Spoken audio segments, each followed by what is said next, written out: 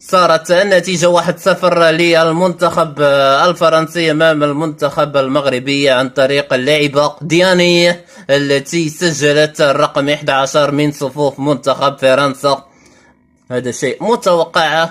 المنتخب الفرنسي عن طريق اللاعبة دياني الرقم 15 من جانب الفرنسيات اللاعبات المتمرسات، وتطمح الفرنسيات من خلال هذه المواجهة أن تلعب من أجل المكسب والانتصار. المنتخب المغربي صحيح فتيات المغرب يريدن رفع التحدي والرهان، إلا أن خبرة وكفاءة اللاعبات الفرنسيات تقول كلمتها عن طريق كانديدياتو دياني بالفعل رقم 11 من المنتخب الفرنسي. هدف أول لفرنسا.